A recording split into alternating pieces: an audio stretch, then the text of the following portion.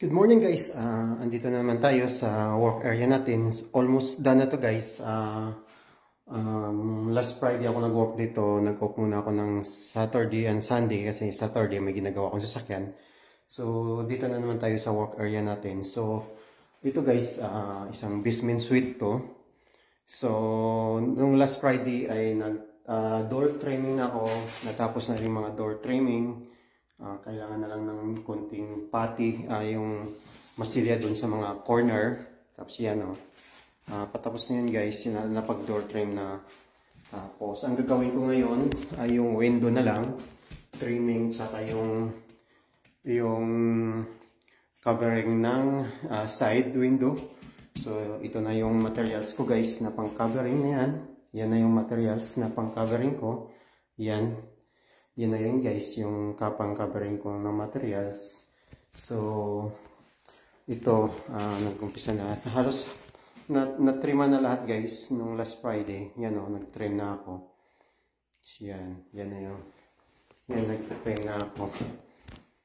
So yan, nag-trim na ako. Tapos itong door, ginawa ko sa door na to guys, talagang ni-realign ko kasi hindi na siya, existing door kasi to guys ni-align ko, parang nag-adjust ako dito sa jam niya, tapos medyo nagtabas din ako sa upper portion.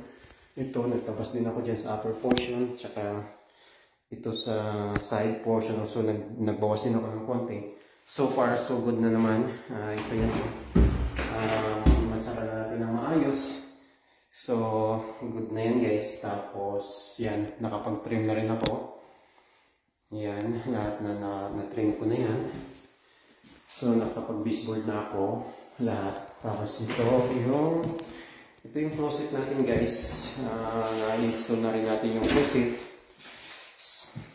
Na-install na rin yung closet natin. Tingnan nyo. Tingnan yung closet natin guys.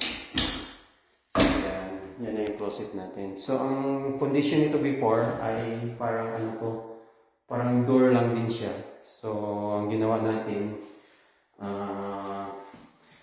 gumawa tayo ng 48 inches na opening para sa closet. So, yan na yung closet natin. Kailangan lang nito ay pipinturahan rin natin to ng pang-training na door. Yan. Tapos tapos na yung trimming. Tapos na. So, almost done na itong yung room na to guys, almost done na to. Bukas darating yung electrician para kabitan ng mga outlet. So yan guys, almost done na. So ang gagawin ko ngayon, ito yung window na yan. Ito na yun.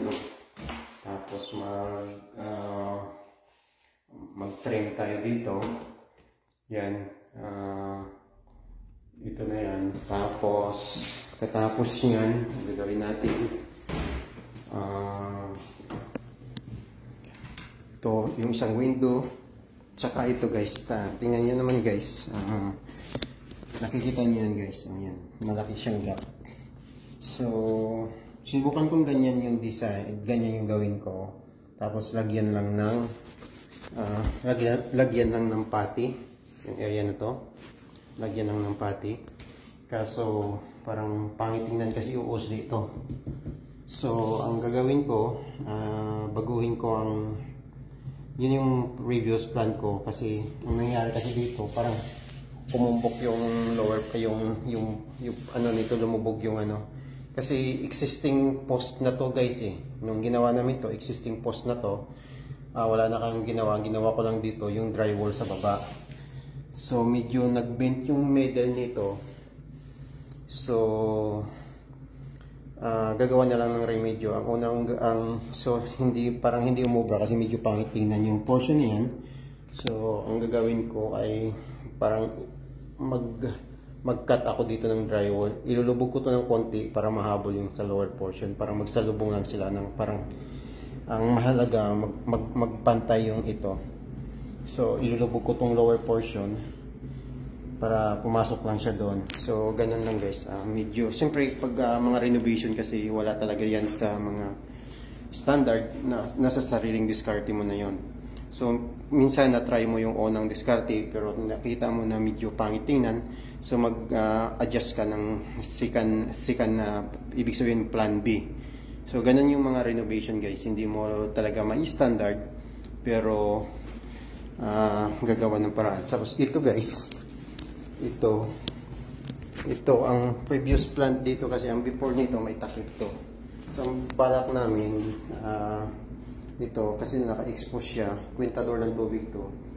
Lalagyan lang to ng box na white, tapos may door, pero hindi siya permanent kasi in case na magkaroon ng trouble, maalis ulit at maalis ng madalian yung box. Hindi siya permanent kaya matatanggal.